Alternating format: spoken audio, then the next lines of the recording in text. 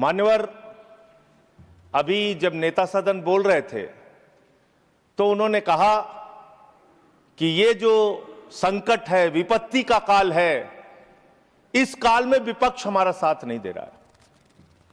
ये विपत्ति आ पड़ी है, आई हुई विपत्ति है, इसमें तो सबको साथ देना चाहिए। लेकिन मैं आपके माध्यम से सरकार से पूछना चाहता हूं, यह विपत्ति आई हुई कैसे है? मान्यवर, यह विपत्ति लाई हुई विपत्ति है। यह लाई गई समस्या है, यह लाया हुआ संकट है, आया हुआ संकट नहीं मान्यवर। तो यह लाया हुआ संकट कैसे है? देश की जनता को नहीं पता था मान्यवर, आपको भी नहीं पता था, हमको भी नहीं पता था, लेकिन आदरणीय प्रधानमंत्री जी को पता था, देश के विदेश मंत्री को पता था कि जो हार्मोज का समुद्री मार्ग है, वहां से भारत की जरूरत का 60% कच्चा तेल आता है मान्यवर, और 50% भारत के जरूरत की गैस आती है, उसी रास्ते से आती है। यह बात नरेंद्र मोदी जी को, आदरणीय प्रधानमंत्री जी को पता थी।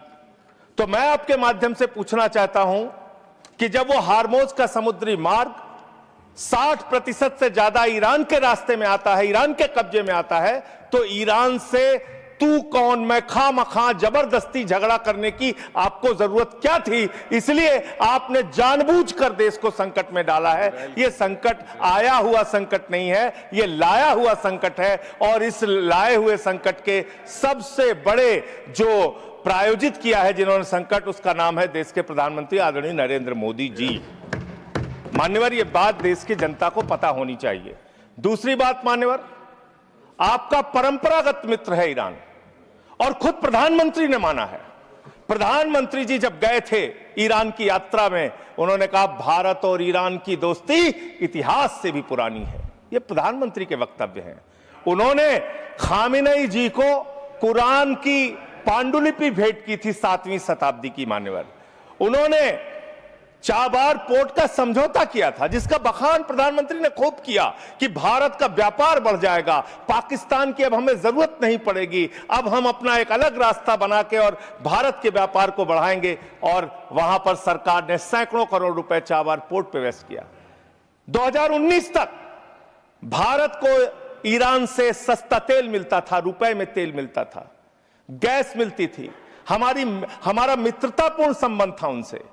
लेकिन भारत के प्रधानमंत्री खामेनेई की मौत पे खामोश रहते हैं। 160 स्कूली बच्चे मार दिए जाते हैं, खामोश रहते हैं। और इतना ही नहीं मान्यवर, ईरानी नौसेना को हमने अपने युद्धाभ्यास में बुलाया, और जब वो नौसेना का जहाज वापस जा रहा था, 100 नौसैनिक मार दिए गए ईरान के, अमेरिका के द्वारा। प्रधानमंत्री खामोश। हमारे मेहमान मारे गए, एक शोक संवेदना के शब्द हमने नहीं बोले। तो ये संकट भारत के ऊपर आपने लाया है, ये आया हुआ संकट नहीं है, मैं फिर से स्पष्ट करना चाहता हूं। दूसरी बात मान्यवर, दूसरी बात, आपने जो तेल और जो ऐसे समय में 60 रुपए घरेलू गैस का दाम और 115 रुपए कमर्शियल सिलेंडर का दाम आपने बढ़ाने का काम किया। तो पूरे देश में एक हाहाकार की स्थिति है। इसको नियंत्रित करने के लिए झूठ बोलने के बजाय सच्चाई को स्वीकार कीजिए। और आज जो कहा गया कि हार्मोज समुद्री मार्ग खुल गया है, गलत जानकारी सदन को नहीं देनी चाहिए। हार्मोज समुद्री मार्ग से मात्र 2 जहाज आपके आए हैं, 22 जहाज अभी भी आपके रुके हैं। मैं शुभकामनाएं देता हूं कि आप वार्ता करके उस समस्या का समाधान कराइए।